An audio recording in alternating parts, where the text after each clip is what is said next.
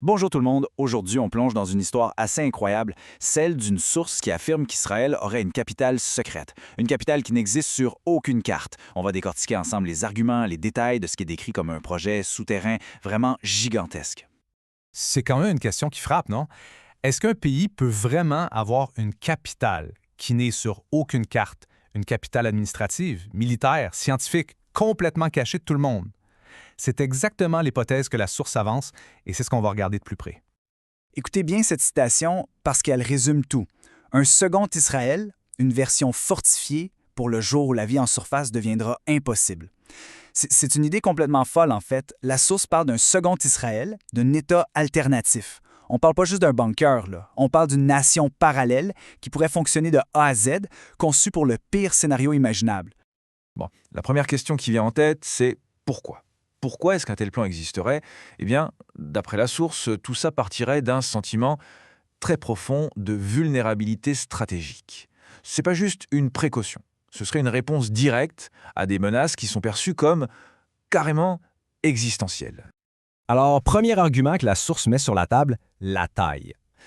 760 km². C'est petit. C'est vraiment petit pour un pays, et ce chiffre-là, il est utilisé pour montrer ce qui est vu comme une faiblesse géographique de base.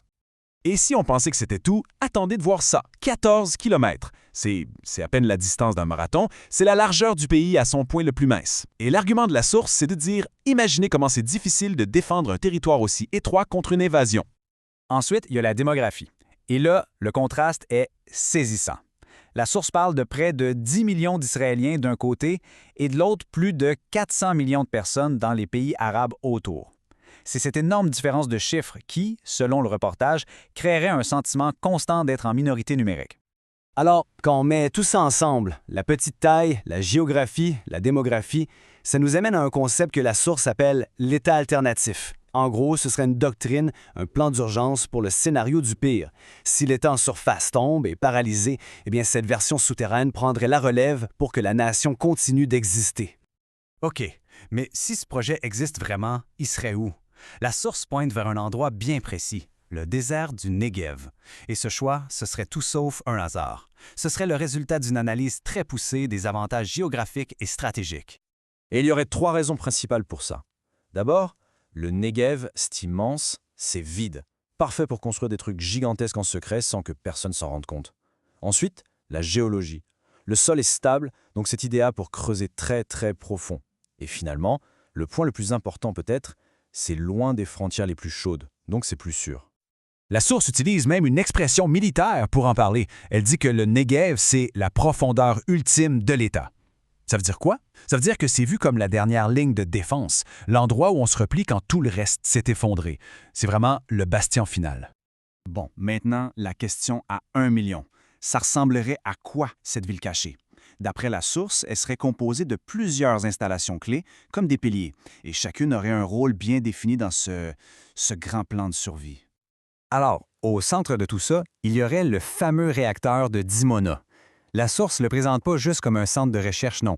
Ce serait carrément le cœur, le moteur scientifique et militaire de toute cette affaire. Sa construction a commencé, figurez-vous, à la fin des années 50 avec l'aide de la France. D'après le rapport, sa fonction numéro 1 serait de produire des matériaux pour les armes nucléaires. Mais ce qui est vraiment intéressant, c'est que des images satellites assez récentes auraient montré des travaux d'excavation gigantesques. Ça laisse penser que le site continue de s'agrandir, mais vers le bas, en profondeur.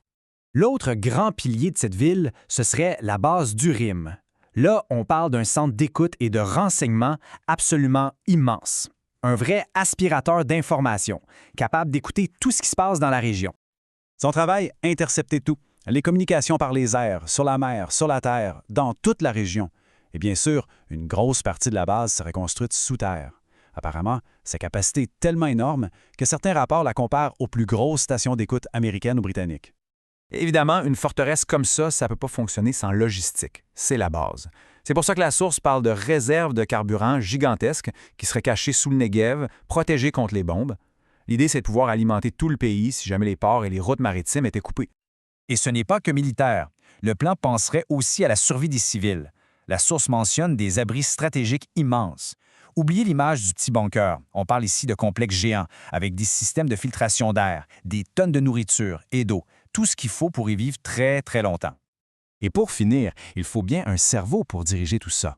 Le rapport décrit ce qui serait le bunker de commandement final, le centre névralgique. C'est de là que les leaders politiques et militaires continueraient de gérer le pays, même si tout était le chaos en surface. Ce centre, ce serait vraiment le cerveau de cet État alternatif. Il faut s'imaginer un endroit bâti pour résister aux pires attaques imaginables, mais qui resterait quand même connecté au monde par satellite. Dedans, il y aurait tout. Des labos, des salles de réunion, des salles de guerre, tout pour continuer à gouverner et à se battre, mais depuis les profondeurs du désert. Bon, maintenant qu'on a vu tous ces détails techniques, qu'est-ce qu'on retient de tout ça? La source, elle va plus loin. Elle propose une interprétation de ce que ce projet voudrait dire sur la mentalité stratégique derrière tout ça. Et voici l'idée principale, la thèse centrale de la source. La voici. L'existence de cette ville souterraine n'est pas une preuve de force, mais une preuve de peur. En d'autres mots, construire un plan aussi détaillé pour la fin du monde, ce ne serait pas un signe de force, ce serait plutôt le signe qu'on croit profondément, réellement, qu'un effondrement total est une possibilité concrète. Le point le plus important à comprendre, c'est que ce ne serait pas juste un abri, ce serait un plan complet pour le dernier acte. La réponse en béton et en acier à une question qui, d'après la source, obséderait les stratèges depuis 70 ans. Et si le coup de grâce, celui dont on ne se relève pas, arrivait? On termine donc là-dessus avec une question qui fait réfléchir. Est-ce qu'une ville souterraine peut vraiment garantir la survie d'une nation? Est-ce que la technologie et la meilleure planification du monde peuvent vraiment être plus fortes que les imprévus de l'histoire? Est-ce que c'est l'assurance vie ultime d'un pays ou juste une illusion qui coûte une fortune? C'est sur cette interrogation que la source nous laisse.